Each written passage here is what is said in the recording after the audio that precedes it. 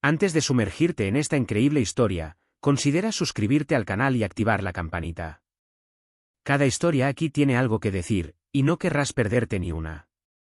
Skylar James no era el tipo de chica que llamaba la atención a primera vista. No era popular, ni sonreía, ni era particularmente expresiva. Menuda, con los hombros ligeramente encorvados como para ser invisible, vestía ropa oscura y sencilla y zapatillas desgastadas. Sus gafas redondas a menudo se le resbalaban por la punta de la nariz, y su cabello castaño, siempre recogido en una coleta pulcra, delataba un hábito militar nada debe exceder. Al llegar a la preparatoria Roosevelt, en los grises y bulliciosos suburbios de Chicago, se abrió paso entre los estudiantes como una sombra. Nadie se detuvo a darle la bienvenida. Unas cuantas miradas curiosas, a veces burlonas, pero nada más. Skylar no buscaba el contacto. Miraba hacia abajo en los pasillos, evitaba los grupos, siempre se sentaba al fondo de la clase, de espaldas a la pared, con la vista fija en la puerta.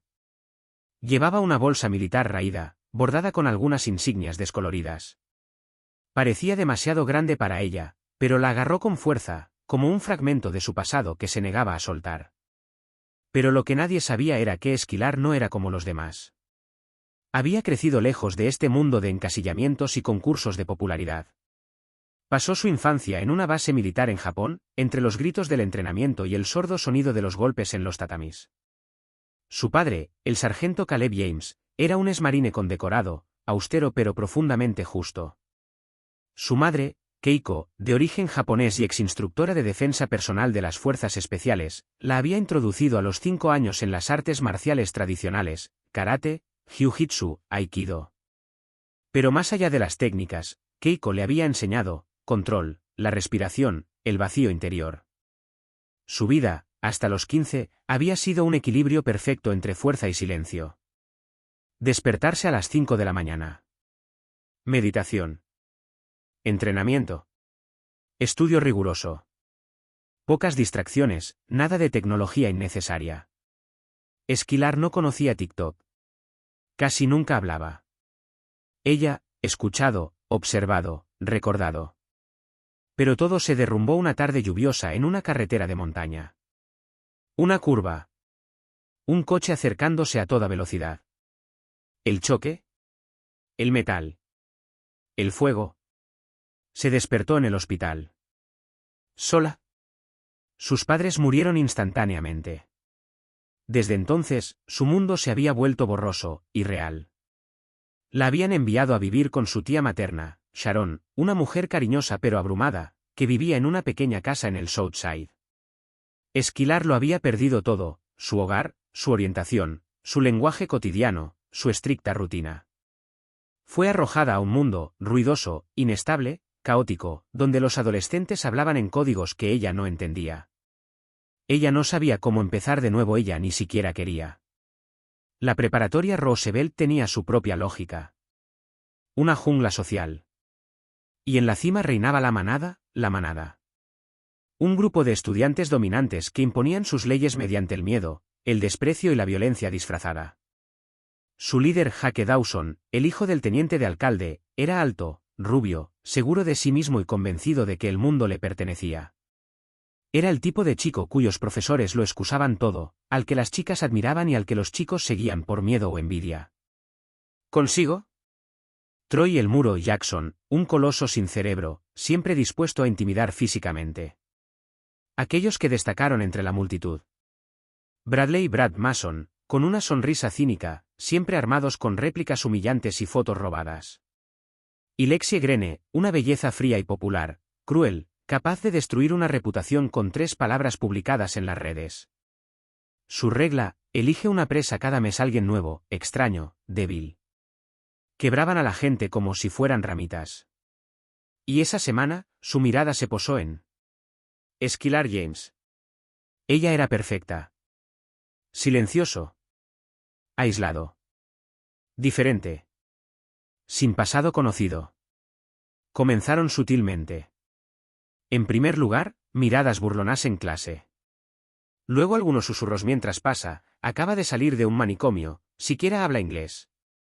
Del golpes en el hombro en los pasillos. Una hoja de papel arrancada de su cuaderno. Un chicle pegado a su casillero. Esquilar no dijo nada. No reaccionó. Ni siquiera levantó la vista. Lo anotó todo en su memoria. Observó los ritmos, los roles, los defectos. Pero mantuvo el control. Su madre le había enseñado que quien ataca sin razón siempre revela su debilidad. Se agua. Espera el momento oportuno. Pero ese momento llegó antes de lo que a ella le hubiera gustado. Un viernes por la tarde, cuando la mayoría de los estudiantes ya se habían ido, Esquilar caminó sola hasta la puerta del estacionamiento trasero, donde Sharon la recogería. El cielo estaba bajo y amenazante. El aire era denso. Jake y su familia lo estaban esperando. Habían cerrado la puerta. Lexie ya estaba filmando. Brad reía quedamente. Troy se crujía los nudillos. Jake se acercó a ella lentamente. Fingió sonreír, pero tenía la mirada vacía. Entonces, niña muda, ¿puedes al menos hablar? Dijo, empujándola suavemente con la punta del dedo. Esquilar no se movió. Ella lo miró fijamente. Sin miedo. Solo, un silencio más pesado que la lluvia inminente.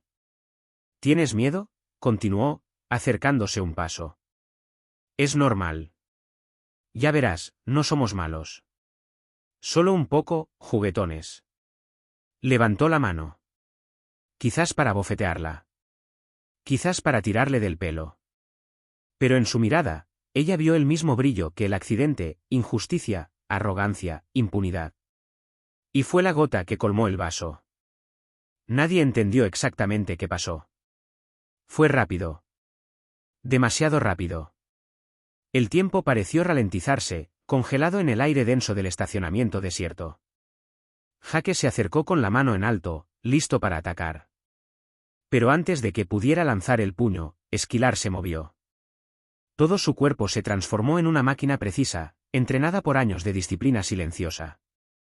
Una llave de brazo, con un movimiento brusco, agarró la muñeca de Jake y la giró en un ángulo imposible. Gritó, con el rostro contorsionado por el dolor, tratando de liberarse.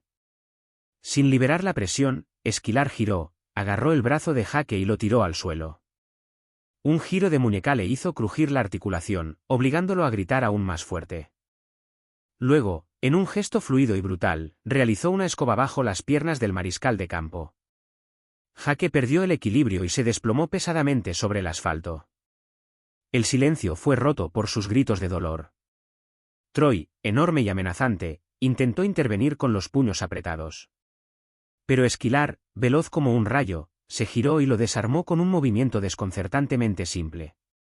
Lo empujó con violencia.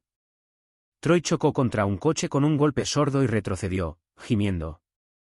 Brad, el provocador, saltó hacia adelante, con el rostro endurecido por la ira. Pero en su prisa, su pie golpeó el aire. Esquilar había retrocedido un paso, dejando el vacío donde Brad creía encontrar apoyo. Cayó hacia adelante, y su cabeza golpeó el suelo con un fuerte crujido. Permaneció inmóvil por un instante. Solo tomó un minuto. Un minuto para que la manada, tan poderosa y temida, fuera derribada por aquel que habían tomado como presa fácil. Lexie retrocedió, con el rostro pálido y los dedos temblorosos aferrados al teléfono. Había filmado toda la escena. El miedo la paralizó. Nunca se había sentido tan vulnerable. Jake yacía en el suelo, gimiendo de dolor. Suplicaba, con lágrimas en los ojos, que alguien llamara a su padre. Esquilar retrocedió lentamente, su respiración tranquila y sus ojos duros como el acero. No sonrió. No gritó. Simplemente dijo, con voz firme y gélida. Te lo advertí. No vuelvas a acercarte a mí nunca más. El vídeo, primero compartido en el patio de la escuela, luego circuló en las redes sociales. En TikTok, se volvió viral. En cuestión de horas, miles de estudiantes, así como usuarios de Internet de todo el país, lo vieron, comentaron y compartieron. Esquilar, la chica tranquila, se convirtió en la chica que rompió la manada. La escuela preparatoria Roosevelt fue tomada por sorpresa. El profesorado, abrumado, intentó encubrir el asunto por temor a un escándalo. La administración pidió repetidamente cautela y amenazó con sanciones. Jake, humillado hasta la médula, exigió la expulsión de Esquilar por perturbar el orden público. Incluso amenazó a sus padres y presionó al ayuntamiento. Pero la tía de Esquilar, Sharon, una exfiscal experimentada, no dejó pasar nada. Contrató a un abogado. Gracias al testimonio de los testigos y al vídeo, quedó claro que Esquilar simplemente, legítimamente defendido. La escuela intentó restarle importancia, pero el daño ya estaba hecho. Esquilar se había convertido en una leyenda viviente. Sin embargo, a pesar de su inesperada fama, permaneció en un segundo plano. La gente la evitaba, algunos la respetaban, otros la temían. Pero en el fondo, algo bullía. Las noches se volvieron más difíciles. Las pesadillas lo asaltaron. Destellos de una vida pasada, de gritos, fuego y metal retorcido. Un día, mientras hurgaba entre las cosas que su tía le había confiado, Esquilar encontró un viejo cuaderno, cubierto de polvo, escondido en una caja sellada. Era el cuaderno de su padre. Dentro, entre páginas amarillentas, hay notas crípticas, planos, diagramas y nombres codificados. Un expediente cerrado. Una misión secreta. Y sobre todo, una inquietante duda sobre la verdadera naturaleza del accidente que se llevó a sus padres. Esquilar sabía que tenía que entender. Pero ella no estaba sola. Nathan, un estudiante de secundaria solitario, apasionado por las computadoras y anteriormente acosado por la manada, se acercó a ella tímidamente después de la escena. «Puedo ayudarte», dijo en voz baja. «Tengo acceso a bases de datos y tengo mis propias razones para querer entender quién es realmente Jake Dawson». Formaron una alianza improbable. Lo que descubrieron superó todo lo que jamás podrían haber imaginado. Los James trabajaban para un programa gubernamental clandestino. Un proyecto secreto para entrenar a adolescentes en defensa cuerpo a cuerpo, combate y espionaje en zonas de alto riesgo. Esquilar fue el prototipo viviente de esta experiencia. Su rigurosa crianza, su silencio, su fortaleza, no fueron casualidad. Siempre estuvo preparada para afrontar peligros mucho mayores que los de la escuela secundaria. ¿Pero por qué la habían dejado sola tras la muerte de sus padres? ¿Por qué nunca la habían informado? Las piezas del rompecabezas aún no encajaban. Este misterio, a la vez aterrador y fascinante, llevaría a Esquilar a un viaje que mezclaría la lucha por la verdad, enfrentamientos inesperados y autodescubrimiento. La noche había caído sobre Chicago hacía varias horas. El viento frío agitaba las hojas secas en las calles desiertas. Esquilar caminaba cerca de la preparatoria Roosevelt, con su mochila militar apretada contra el pecho. Una sensación familiar le recorrió la espalda, el peligro. Ella nunca había sido de las que ignoraban sus instintos, y esa noche, estos gritaban a todo pulmón. Al doblar la esquina de un callejón tenuemente iluminado, divisó siluetas oscuras. 4 hombres trajeados, con siluetas rígidas y gestos calculados, parecían estar esperando a alguien. Su mirada recorría la zona como depredadores. Esquilar se quedó paralizado, escondido detrás de un contenedor. Su presencia no presagiaba nada bueno. Ella retrocedió lentamente, buscando una manera de escapar sin ser vista. Pero ella percibió el peligro. Sin hacer ruido, giró sobre sus talones y salió corriendo, con el corazón latiéndole con fuerza. Encontró a Nathan, su fiel aliado, en un lugar que él conocía bien, un almacén abandonado en las afueras de la ciudad. El lugar, cubierto de polvo y sombras, era un laberinto de cajas viejas y máquinas oxidadas. Nadie vendría a buscarlos aquí. Nathan, con dedos ágiles, encendió su computadora portátil, escaneando los datos, mientras Esquilar desempacaba un viejo maletín que había traído de la casa de su tía. Dentro, encontró un archivo secreto, escondido bajo una capa de ropa militar vieja. Allí, finalmente, la verdad estalló como un trueno.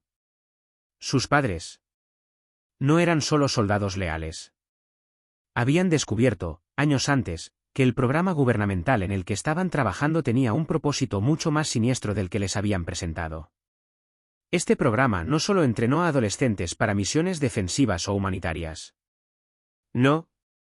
Era una red clandestina diseñada para crear agentes de élite, enviados a operaciones secretas e ilegales alrededor del mundo. Misiones sin ley, sin fe, donde la política oficial no veía nada. Sus padres querían jubilarse. Habían tratado de alertar, de huir. Fueron eliminados. De repente Esquilar se dio cuenta de que se había convertido en el objetivo. El programa quería apoderarse de ella, controlarla o algo peor. Pero esta vez, no estaba sola. A su lado, Nathan, un hacker brillante, valiente y leal, estaba dispuesto a arriesgarlo todo. Juntos idearon un plan. Esquilar usó su teléfono para grabar todo lo que había descubierto. Los documentos, las pruebas, los nombres de los responsables. Ella envió todo a una periodista de investigación en Chicago, Emma Collins, conocida por su coraje e integridad. Luego, en un movimiento audaz, Esquilar atrajo a los hombres trajeados a un lugar que ella controlaba. Un antiguo cobertizo, equipado con cámaras ocultas. Fue un enfrentamiento brutal, una guerra de sombras y silencio. Pero Esquilar, entrenado por años de disciplina marcial y mental, se mantuvo firme. Ella ganó. La pelea la dejó exhausta y llena de cicatrices. Cicatrices invisibles, sacrificios que nunca reveló. 6 meses después, la vida había cambiado. Esquilar ahora vivía bajo una identidad falsa, en una pequeña casa tranquila en las afueras de Chicago, con su tía Sharon. El gobierno intentó encubrir el asunto y hacer desaparecer las pruebas. Pero las revelaciones del periodista Collins habían sembrado dudas en la opinión pública. En la escuela secundaria Roosevelt, todo había cambiado. La manada ya no existía. Jake Dawson había abandonado la escuela, llevándose consigo las sombras de su arrogancia. Nathan, por su parte, se había convertido en algo más que un aliado, un hermano del corazón, un amigo inquebrantable. ¿Un Esquilar? Ella permaneció igual, tranquila y discreta. Pero ahora ya nadie la subestimaba. Se había convertido en una fuerza invisible e indomable.